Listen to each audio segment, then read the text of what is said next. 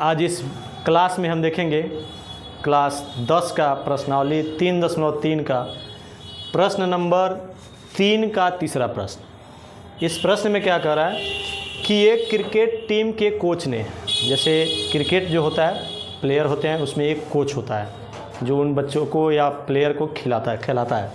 तो कह रहा है कि 7 बल्ले यानी कि 7 बैट और 6 गेंद 3800 रुपये में ख़रीदता है। मतलब एक बार दुकान पे गया और 7 बैट और 6 गेंदें खरीदा 3800 रुपये में। फिर कुछ समय बाद गया तो उसने 3 बल्ले यानी कि 3 बैट और 5 गेंदें 1750 रुपये में ख़रीदा। तो कह रहा है कि बताइए बैट का दाम कितना है यानी कि बल्ले का दाम कितना है और गेंद का दाम क्या है, यही हमें ज्ञात करना है। तो हमें पता नहीं है कि बैट कितने में ख़रीदा है और गेंद कितने में ख़रीदा है, तो इसलिए हम क्या करेंगे कि उसको अपने पास से एक्स वाई जेड आपकी जो भी इच्छा हो उसको मान सकते हैं। तो यहाँ पे लिखेंगे माना बल्ले का मूल्य बराबर x तथा गेंद का मूल्य y, क्योंकि हमें पता नहीं है कि क्या रेट खरीद के लेकर आया है, बस संख्या दे दिया है और टोटल अमाउंट हमें दे रखा है। तो अब क्या करेंगे, लेकिन इसमें हमें कंडीशन दे रखा है कि पहले बार जब गया तो क्या 7 बैट खरीदा है, तो यानी कि हो जाएगा आपका 7x + 6y, क्योंकि x हमने माना है बल्ले का मूल्य, तो बल्ले और 7 बल्ले हैं तो इसलिए 7x और प्लस 6y, क्योंकि y हमने माना है गेंद के लिए और गेंद कितने हैं 6, और इन दोनों का योग मतलब बैट और गेंदा जब खरीदा है तो टोटल पैसा जो है आपका 3800 रुपये में खरीदा है। ठीक है, तो इसको हम मान लेंगे समीकरण 1। अब दूसरा कंडीशन क्या करा इसमें कि दूसरी बार जब गया तो 3 बल्ले खरीदा, 3 बैट खरीदा और 5 गेंदें खरीदा। तो क्या करेंगे 3x + 5y बराबर 1750 रुपये। दूसरी बार जब गया है तो उसने 3 बैट खरीदे हैं और 5 गेंदें खरीदे हैं और टोटल पैसा जो है 1750 रुपया देकर आया है। तो इसको हम क्या करेंगे कि मान लेंगे समीकरण 2। अब करना क्या होता है कि किसी भी समीकरण से, किसी एक समीकरण से x या y के हम मान निकालने की कोशिश करेंगे। तो किसी भी समीकरण से आप ले सकते हैं। तो जैसे मान लीजिए हम पहला समीकरण से लेते हैं, तो हो गया समीकरण 1 से। तो जो समीकरण 1 है उसको नोट करेंगे यहाँ पे, तो हो जाएगा 7x + 6y बराबर 3800। अब क्या करेंगे, इसमें से आप किसी एक को साइड एक्सचेंज कर सकते हैं, पक्षांतर कर सकते हैं, 7x को या 6y को, आपकी जो भी इच्छा हो। तो यहाँ पे हम क्या करेंगे 7x 6y ब्रेक बराबर के इधर प्लस में, जब उधर जाएगा तो माइनस हो जाएगा, तो 3800 - 6y। ठीक है, अब यहाँ पे हमें क्या है कि कोई x या y का मान निकालते तो हमें x का मान निकालने की कोशिश कर रहे हैं। अब यही x का मान हम निकाल लेंगे तो समीकरण 2 में रख देंगे। ठीक है, अब क्या करेंगे, तो हमें सिर्फ x चाहिए, तो x और 7, जब भी कोई चर और अचर हो एक साथ रहता है तो गुणा के रूप में रहता है। तो अब इसको हम क्या करेंगे, जब बराबर के उधर ले जाएंगे तो इधर गुणा में है तो इधर आके क्या हो जाएगा, भाग में हो जाएगा।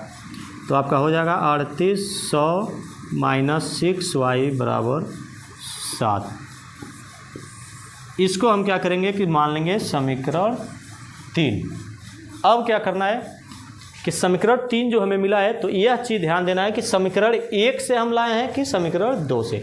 तो यहाँ पे हमने क्या किया था कि समीकरण 1 से, यानी कि समीकरण 1 से लिया था, तो समीकरण 1 में मान नहीं रखेंगे बल्कि समीकरण 2 में मान रखेंगे। तो फिर लिखेंगे समीकरण 3 का मान समीकरण 2 में रखने पर। ठीक है, तो अब समीकरण 2 पहले हम नोट कर देते हैं, 3x + 5y बराबर 1750y। अब क्या करेंगे कि जहाँ पे x इसमें दिया होगा, इस समीकरण में जहाँ पे x दिया होगा वही x का मान इसमें रख देंगे, क्योंकि लिखा गया समीकरण 3 का मान समीकरण 2 में, तो समीकरण 3 यही हमें प्राप्त हुआ। तो जहाँ जहाँ x होगा उस x के जगह पे टोटल मान हम रख देंगे। तो यहाँ पे देखिए क्या है कि 3 और x है, तो x की जगह पे पूरे का मान लिखेंगे, तो हो जाएगा 3800 माइनस 6y बटा 7 प्लस 5y बराबर 1750। अब क्या करेंगे कि यहाँ पे हम गुणा करेंगे, तो 8 त्रिकी 24 का 4 हासिल 2, 3 त्रिकी 9 और 2 11 और 2 जीरो है तो 2 जीरो रख देंगे, माइनस 36 18y। अब एक चीज़ क्या है कि यहाँ पे हम देखेंगे कि इसके नीचे कुछ नहीं है तो 1 है, तो जब एलसीएम लेंगे तो क्या हो जाएगा, यहाँ पे डायरेक्ट गुणा हो जाएगा, तो 7 पचे 35 हो जाएगा 35y। इधर इसके नीचे कुछ नहीं है तो एक तिरछा इसका गुणा करेंगे तो ज्यों का त्यों उतर जाएगा, और ये 7 जो है उधर आपका क्या हो जाएगा, जाके गुणा हो जाएगा, तो 7 से गुणा कर देंगे 1750 में, तो 7 पचे 35 का 5 हासिल 3, 7 सत्ते 49, 49 3 52 का 2 हासिल 5, 7 कम 7 5 12, और एक जीरो था तो जीरो रख देंगे। ठीक है, अब क्या करेंगे कि जो भी अंक वाला है अंक के पास रखेंगे और जो भी चर वाला है उसको एक साथ रखेंगे।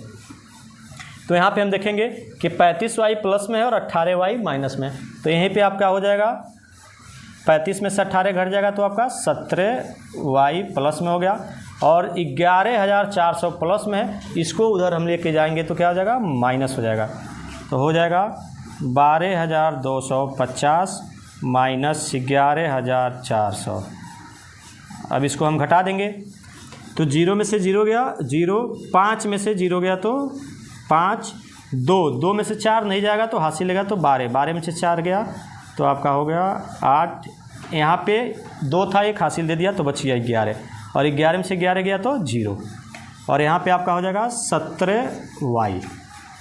सिर्फ जब y हम यहाँ पे लिखेंगे तो यहाँ पे हो जाएगा 850 भागा 17, तो 17 से काट देंगे तो आपका मान हो जाएगा,